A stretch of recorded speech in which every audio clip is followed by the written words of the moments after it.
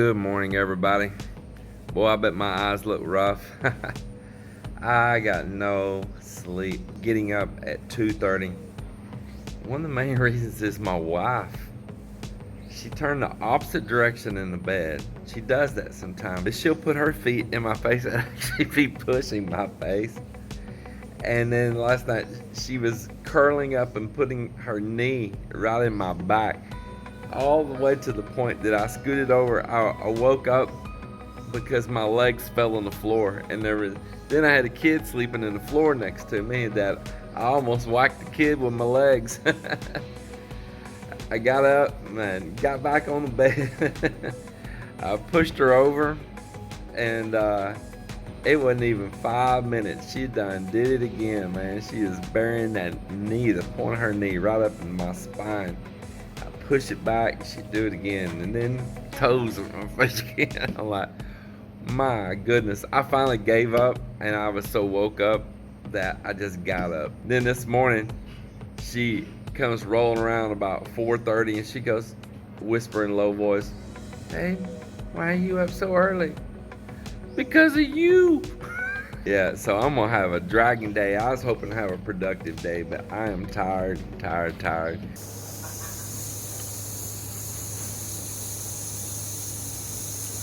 Good morning, July. You having your breakfast? Getting ready to make up tamales. So there you go.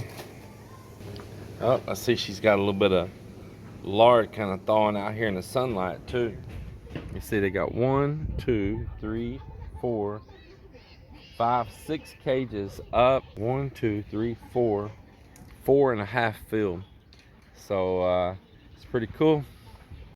It's moving right along, you see. I've been up there working, helping Mak Mak pull electrical, getting all the conduit laid out with breaker boxes.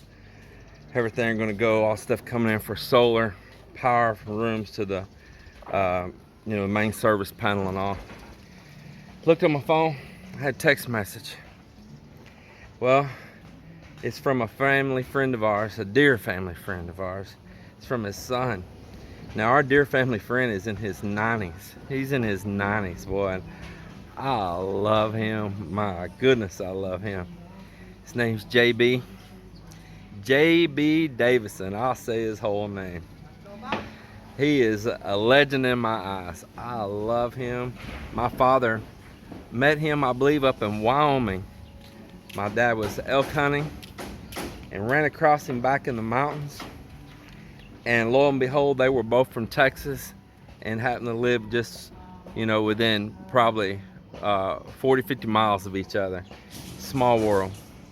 Well, he is considerably older than my dad at the time, but they had a common thread there, and everybody connected up. My dad and some other cousins, it was elk hunting and all that big game, They all connected together and become just like family. And JB became part of my family's family. No blood kin, but in the heart.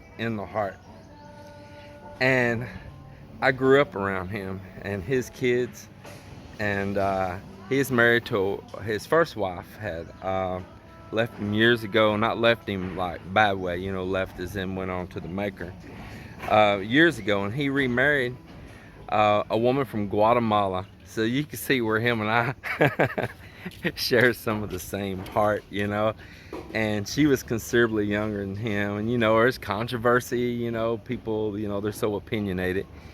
And JB had children with her, and they had a wonderful life together. Wonderful. Alice, I was around Alice. I think it's where some of my comforts of being around other cultures was from JB and Alice. And then there was another family friend, Doug Pickens, and he's married to Gisela, which was from over in Eastern Europe. And my Uncle Blake, which is married to a Hispanic woman, actually right on the border of Texas, Mexico, down by Victorious and all. And so I was kind of raised around that. And so I guess why I have so much comfort, even like with Melinda. So anyway, got this message. You see me smiling, so you probably give a giveaway it's not bad news. I thought it was gonna be. Can't help it, you know, when people get on up in their years, you're like, oh man, and I'm on the side of the world. Now, JB, son, Brack wrote me and said, Dad wants to come to the Philippines where you are. Man, that just broke my heart. It made me happy and broke my heart at the same time. I'm happy he's okay. I'm happy he's thinking about me. I'm happy that he too loves us. And but then it broke my heart because I'd help him come, and as far as, you know, help him get here and all, but the country's locked up. I'm like, oh man, because if it wasn't, I'd have JB here in a heartbeat. Like I say, he is in his 90s. He still lives by himself out on his ranch, running cattle and all. He don't have hired hands. His son's got a job and only sees him sometimes. His daughters are busy. They come help him sometimes. But JB is a one-of-a-kind, tough son of a gun, boy. And he can take up a mountain like a goat, boy. And I miss him. He's a character. He's a one-of-a-kind in this world. Smells got the pork all shredded now. And see, she put a little bit of seasonings in here and all. And she's got her husk all soaked up, and then she's got her little special blend she puts together in there. Man, what all you got in here, Mo? The chili, what you call that thing, the chili. Oh yeah, the chilies, and what else is in there? I add onion and garlic. Onion and garlic in it. Not really can see it.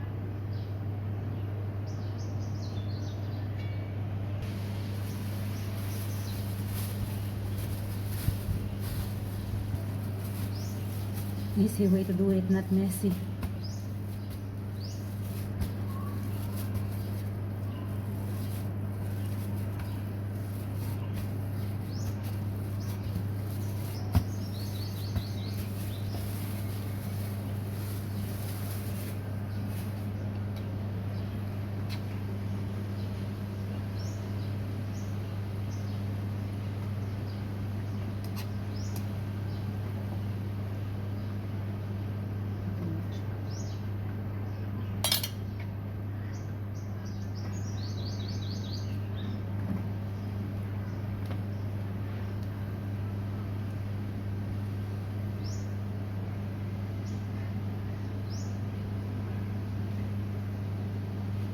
Smells a little juicy.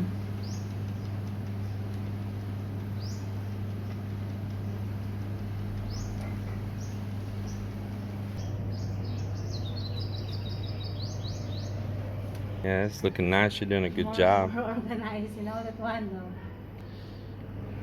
You know, my belly is really thanking you right now. It's got all kinds of plans after you're done there. Holy cow. There.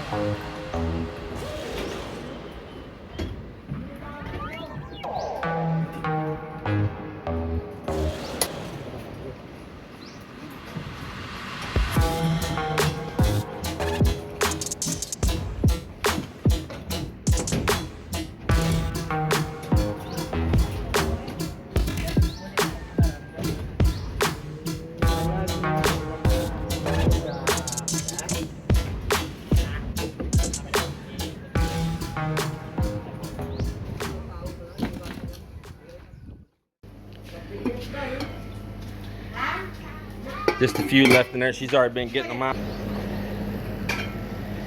Here's the rest of them right here. Man, ooh, I am hot. I'm so hot. I want to eat a hot tamale, and my body's so hot I don't know if I can. You don't want now? Right? Oh yes, I do, but I got to go inside the aircon. It is so hot up on the roof. That black plywood and all that steel and that sun reflecting down. My goodness, we're all burning up there.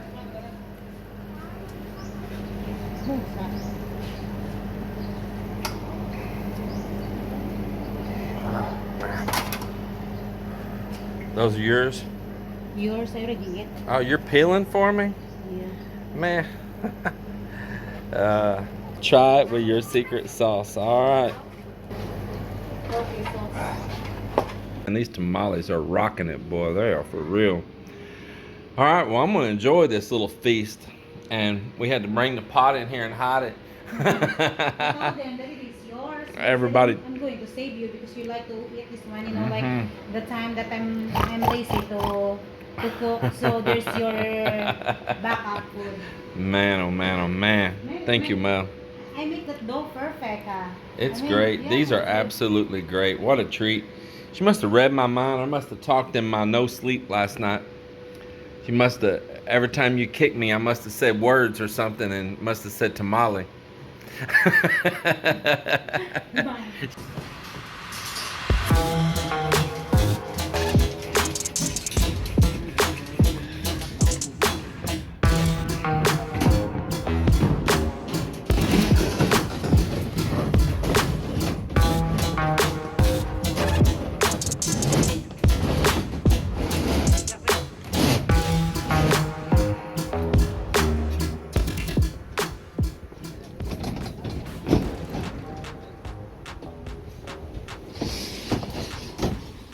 Yeah, getting that all set up. It's looking really good.